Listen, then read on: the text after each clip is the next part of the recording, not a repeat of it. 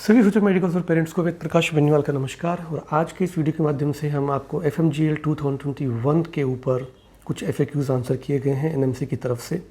और जहाँ तक मैं जानता हूँ, जहाँ तक मैं इस बात को आभास कर पा रहा हूँ, मुझे ये लग रहा है कि 28 फरवरी को जो कोर्ट में हियरिंग है जिसमें NMC को अपना आंसर देना है या जो उनको आंसर्स पूछे गए थे, जहाँ तक मैं मानता हूँ इन लोगों ने मोस्ट लाइकली NMC यही आंसर कोर्ट में देगा। और कोर्ट में देने से पहले ये आंसर्स इन्होंने अपनी वेबसाइट पे डाल दिए हैं और मेरे हिसाब से यही क्वेश्चंस वो वहाँ पे रिप्लाई करेंगे सेम वे में जैसे अभी FAQs हमें दिए गए हैं। तो मैं आपको ये कुछ पॉइंट्स में बताना चाहूँगा एक सिंपल वे में, जिससे आपको आसानी हो कि who is foreign medical graduate. जो भी स्टूडेंट, इंडियन स्टूडेंट अब्रॉड से पढ़ के आ रहा है वो फॉरेन मेडिकल ग्रेजुएट है। मैं बहुत सिंप्लीफाइड करने की कोशिश करूँगा, हर पॉइंट नहीं जाऊँगा, कुछ पॉइंट्स में मिस भी कर दूँगा जो आपके काम के नहीं होंगे। अब इसमें क्वेश्चन नंबर 2 बोला गया है कि FMGL रेगुलेशन 2021 कब से लागू हुआ। ये 18 नवंबर 2021 से लागू हुआ है। Third most important, what empowers national medical commission to regulate foreign medical graduates.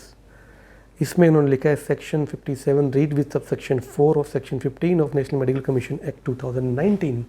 क्योंकि जब कोर्ट में पिटीशन डाली गई तो इन तरह के क्वेश्चंस थे जो उनसे पूछे गए हैं, तो यहाँ ये लोग आंसर देने की कोशिश अब कर रहे हैं। कोर्ट में क्या दिया जाता है देखते हैं। एग्जेम्प्ट कौन होगा FMGL 2021 से। इसमें वो सभी स्टूडेंट एग्जेम्प्ट होंगे जिन पे FMG 2002 एक्ट लागू है, यानी कि जिनका एडमिशन 18 नवंबर 2021 से पहले हो चुका है और उससे पहले जो स्टडीज़ कर रहे हैं, ठीक है। और इसके बाद में ड्यूरेशन के ऊपर पूछा गया है।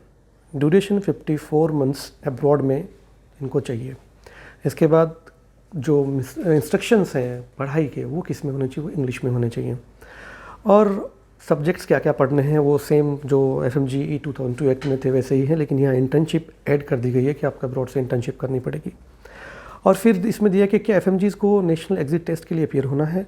जी बिल्कुल अपीयर होना है, या इसके अलावा कोई NMC कोई और टेस्ट लेती है तो उसमें भी अपीयर होना पड़ेगा। फिर दिया गया है कि क्या FMGs को उस सेम कंट्री में रजिस्टर्ड होना है जहाँ पे उनको डिग्री दी जा रही है। इसमें दिया है हाँ रजिस्टर्ड होना भी है, या फिर आप कॉम्पिटेंट होने चाहिए वो रजिस्ट्रेशन पाने के लिए। कॉम्पिटेंट का मतलब है कि आप एलिजिबल होने चाहिए, आपकी एजुकेशन वही होनी चाहिए जो वहाँ के लोकल स्टूडेंट्स की हो रही है, जो एट पार एजुकेशन मिल रही है उनको। ऐसा नहीं है कि लोकल स्टूडेंट 6 साल में पढ़ रहे हैं और आप 5 साल में पढ़ के आ रहे हैं। ये भी एक बहुत गंभीर मुद्दा था जो उस टाइम उठाया गया था। उस टाइम भी मैंने कहा था कि ये रजिस्ट्रेशन नहीं मांग रही है NMC, सिर्फ कॉम्पिटेंसी के लिए पूछ रही है। इसके बाद हम लोग आते हैं कि रेगुलेशंस अप्लीकेबल किस पे होंगे। तो इंटर्नशिप FMG, हाँ, इसके बाद क्वेश्चन आया गया था कि इंटर्नशिप के लिए क्या रेगुलेशंस हैं। तो इंटर्नशिप CRMI जो ऑलरेडी 2021 गैजेट, सेकंड गैजेट जो आया था, जो इंडियन स्टूडेंट और फॉरेन स्टूडेंट दोनों के ऊपर अप्लीकेबल होता है, उसको आपको फॉलो करना पड़ेगा। उसके बाद इंटर्नशिप की ड्यूरेशन क्या होनी चाहिए, 12 महीने की मिनिमम होनी चाहिए एज़ पर FMGL 2021।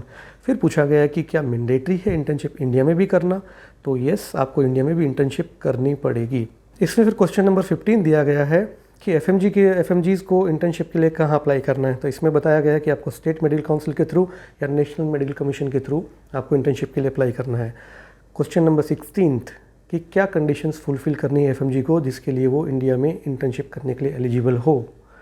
तो पहला इसमें आंसर किया गया है वो है फॉरेन मेडिकल ग्रेजुएट डिग्री जो मिनिमम 54 मंथ्स की होगी।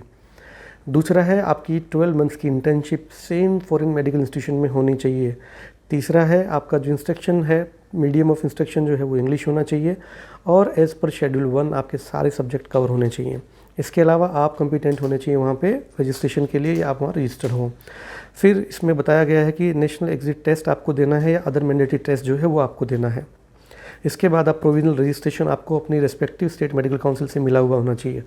और मोस्ट लाइकली 17 नंबर क्वेश्चन में अब आपका जो इंटर्नशिप क्लर्कशिप में बहुत टाइम से मैंने बहुत सारे वीडियोस बनाए थे वो आपको अब यहाँ पे क्लियर हो जाएंगे। इसमें दिया गया था कि इंटर्नशिप और क्लर्कशिप क्लिनिकल पोस्टिंग और ट्रेनिंग ड्यूरेशन जो है वो 54 मंथ्स के अंदर है या अलग है। Internship, clerkship and clinical posting and training are separate phase of medical phase of practical learning. यानी वाइल जब क्लिनिकल पोस्टिंग और ट्रेनिंग जो होती है ये 54 मंथ्स का पार्ट है, ठीक है। और इंटर्नशिप आपकी MBBS कंप्लीट होने के बाद होती है। तो यहीं पे मैं फिलीपींस वाले सारे बच्चों को याद दिलाना चाहूँगा कि जो 4th ईयर की क्लर्कशिप है वो क्लर्कशिप है, इंटर्नशिप वो नहीं है। इंटर्नशिप आपकी उसके बाद होती है। इसके बाद में लास्ट क्वेश्चन है 18th number, what are the provision regarding online classes.